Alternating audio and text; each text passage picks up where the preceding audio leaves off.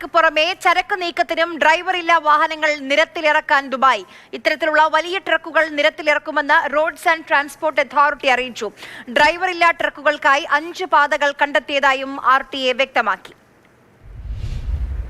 യാത്രക്കാർക്കുള്ള ഡ്രൈവറില്ലാ കാറുകളുടെ പരീക്ഷണ ഓട്ടം ദുബായ് നഗരത്തിൽ ആരംഭിച്ചു കഴിഞ്ഞു. ഇതിനുള്ള 50 വാഹനങ്ങളും നഗരത്തിലെത്തി. അടുത്ത വർഷം ആദ്യം വാണിജ്യാടിസ്ഥാനത്തിലുള്ള യാത്രകളും ആരംഭിക്കും. ഇതിനു പുറമെയാണ് ഡ്രൈവർ ഇല്ലാതെ ഓടുന്ന വൻകിട വാഹനങ്ങൾ കൂടി ദുബായ് നഗരത്തിൽ എത്തുന്നത്. ഇത്തരത്തിലുള്ള വാഹനങ്ങൾക്കായി പാതകൾ കണ്ടെത്തിയെന്നും വൻകിട ട്രക്കുകൾ ഉടൻ നിരത്തിലെത്തുമെന്നുമാണ് ദുബായ് റോഡ്സ് ആൻഡ് ട്രാൻസ്പോർട്ട് അതോറിറ്റിയുടെ അറിയിപ്പ്. ജബലലി തുറമുഖം, അൽ മക്തൂം അന്താരാഷ്ട്ര വിമാനത്താവളം, ജബലലിയിലെ റെയിൽ ചരക്ക് നീക്ക കേന്ദ്രം, Dubai investment park, ഇബ്ൻ Battuta mall എന്നിവയാണ് ഇതിനായി ആദ്യഘട്ടത്തിൽ തെരഞ്ഞെടുത്തിട്ടുള്ളത്. ഈ മേഖലകളിലൂടെയുള്ള ഡ്രൈവറില്ലാ വാഹനങ്ങളുടെ യാത്രാ സൗകര്യങ്ങൾ നിരീക്ഷിച്ചു വരികയാണെന്നും RTA അറിയിച്ചു.